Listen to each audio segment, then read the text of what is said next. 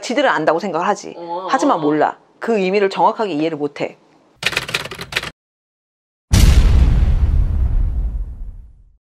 자소서가 아니라 그러니까 자기 설명서가 아니라 자기 설득서인 것까지는 알았어. 그러면 구체적으로 어떻게 써야 잘 쓴 자소서가 되는 거야? 마찬가지로 그러면은 내가 돈 받고 얘기할 때 아무도 안 볼 때 아무도 안 볼 때 돈 받고 얘기할 때 하는 거. 사실 자소서 쓰는 뭐 검색하면 다 나와. 뭐 기본적인 내용들은 다 나온단 말이야. 근데 그거 말고 잘 캐치 못하는 거를 얘기하면 되는 거잖아. 좋아 좋아. 그치? 소재거리를 잡을 때 학생들이 또 가장 많이 오해하는 것 중에 하나가 뭐냐면은 자소서라는 게 글자 수가 한정이 돼 있다는 거에 대해서 제대로 인식을 못해. 지들은 안다고 생각을 하지. 하지만 몰라. 그 의미를 정확하게 이해를 못해. 회사 자소서도 한정은 돼 있지 않니? 글자 수 아예 정해져 있어. 그래서 취업 사이트들 보면은 글자 수 카운트하는 페이지가 따로 있어. 학생들이 쓰는 자소서 같은 경우는 이게 어쨌든 길지는 않거든. 길진 않는데 고입 대입 다 마찬가지야 이거는. 근데 이제 글자 수가 어쨌든 제한이 돼 있잖아. 이거에 대한 의미를 학생들이 보통 정확하게 제대로 인지를 하는 경우가 내가 느끼기에는 어쨌든 잘 없는 경우가 많아. 글자 수가 한정이 돼 있다는 거는 쓸 수 있는 내용이 한정이 돼 있다는 얘기잖아. 그치. 그러면은 이 얘기는 무슨 말이냐? 애들이 보통 자소서를 쓸 때 아, 나 뭐 쓰지? 뭐 어떤 내용 쓰지? 1번에 뭐 쓰지? 2번에 뭐 쓰지? 3번 문항에 뭐 쓰지? 막 이러고만 있는단 말이야. 그러니까 뭘 넣을지만 생각하지 뭘 뺄지를 그치 뭘 뺄지를 생각을 못해. 이거 근데 되게 중요한 지점인데 예를 들어서 지금은 서울대가 그 논술을 안 보거든. 그러니까 논술 시험이 논술 전형이 없어 지금은. 근데 예전에 논술 전형이 있었을 때는 글자 수 제한이 없었거든. 그래서 그냥 아침부터 그냥 주장창 쓰는 거야. 그러니까 이게 절대 쉬운 글쓰기는 아닌데 어쨌든 글자 수 제한이 없었어. 그러니까 이런 류의 글쓰기는 뭐를 뺄지를 당연히 고민할 필요가 없다. 근데 자소서 같은 경우 기본적으로 글자 수가 제한이 있잖아. 그치. 근데 문제는 그 글자 수 제한이 나만 있는 게 아니라 내 경쟁자도 있는 거야. 그러니까 예를 들어서 만약에 글자 수가 만약에 1500자라고 칠게. 그러면은 1500자 안에 나는 나의 경쟁자보다 내가 더 매력적인 학생이라는 거를 이걸 읽는 사람들에게 납득을 시켜야 되는 거지. 그치? 그러니까 이 1500자는 한자 한자를 전부 다 나는 사실 이거를 허투루 쓸 수가 없어. 왜? 나만 1500자를 갖고 있는 게 아니라 나의 경쟁자들도 똑같이 1500자를 갖고 있고 그리고 그 1500자에서 한자만 넘어가도 이거는 더 이상 올라가지를 못하는 거잖아. 맞아. 그러니까 나는 그 1500자를 어떻게든 효율적으로 써야 되는 거야. 그 효율적으로 쓴다는 거는 결국에는 내가 한도 끝도 없이 넣고 내 마음대로 쓸 수가 없다는 거잖아.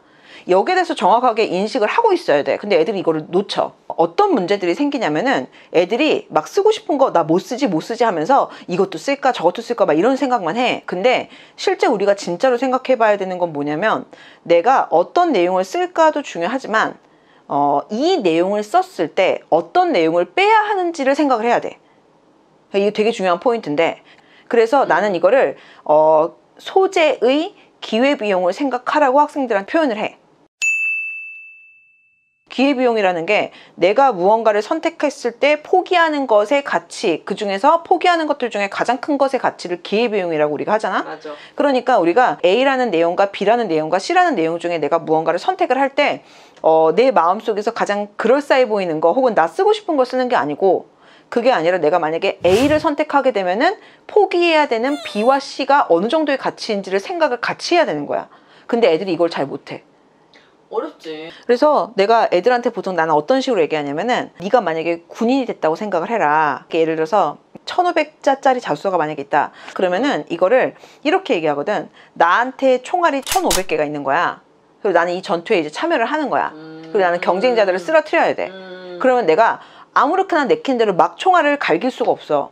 그게 아니라 굉장히 전략적으로 써야 되는 거거든. 맞아. 혹은 학생들한테 네가 만약에 세일즈맨이 됐으면 세일즈맨이 된 상태에서 무언가 내가 계약을 성사를 시키기 위해서 내가 그 계약을 성사시킬 수 있는데 쓸 수 있는 어떤 영업에 대한 이건 내가 사실 엄마들한테 주로 그렇게 얘기를 하는데 내가 영업에 쓸 수 있는 영업비가 이제 1500만 원이 있는 거야. 그리고 내가 한 글자 한 글자를 쓸 때마다 10,000원씩 나가는 거지. 그럼 이걸 절대 함부로 쓸 수가 없어. 그렇구나. 그런 개념으로 접근을 해야 돼. 근데 이거를 글자 수가 한정이 돼 있다는 거를 그래 당연히 알지, 당연히 아는데 그게 진짜 어떤 의미인지를 생각을 못한 상태에서 나 못 쓰지만 생각하면 사실은 이거에 그 기회 비용이 어느 정도이고 그 내가 선택하는 것의 가치가 어느 정도인지 정확하게 인지를 못하고 본인이 그냥 느끼기에 가장 강렬하게 남아있는 내용으로 자꾸 선택하게 되는 거야, 이게. 냉정하게 보지 못하고. 그러니까 1500자 안에서 내가 뭔가 선택과 집중을 해야 되는데 뭘 뺄지를 생각하고 선택과 집중을 해야 되는데 그거를 생각 안 하면은 그냥 글자 수에 맞춰서 가능한 많은 얘기를 넣어야지 되는 거지. 그치. 그 상태에서 그리고 나중에 글자 수를 맞추려고 하면은 글이 아주 개연성도 없고 맥락도 없고 내용은 그냥 중구난방이고 막 이런 상황이 돼버리는 거야. 그러니까 이게 사실은 내용을 센스 있게 이거를 좀 잘 잡아가지고 유려하게 이걸 만약에 썼다 그러면은 글자 수 줄일 때 사실 이게 좀 덜 힘들다. 근데 이게 내용이 중구난방이고 그 다음에 핵심 내용도 없고 막 이런 경우에 오히려 글자 수가 그렇게 많지 않아도 정해진 글자 수로 이거를 내용을 줄이기가 힘들고 줄인 다음에도 뭔가 내용이 이상해, 앞뒤가 안 맞는다든지 아니면은 내용이 그렇게 내가 예상했던 것보다 매력적이지 않다든지 이런 상황이 자꾸 생기는 거지. 그래서 이 부분을 내가 볼 때는 학생들이 자기는 안다고 생각하지만 근데 생각보다 학생들이 잘 몰라. 정확한 의미에 대해서 제대로 정확하게 파악을 하는 경우가 사실 잘 없어.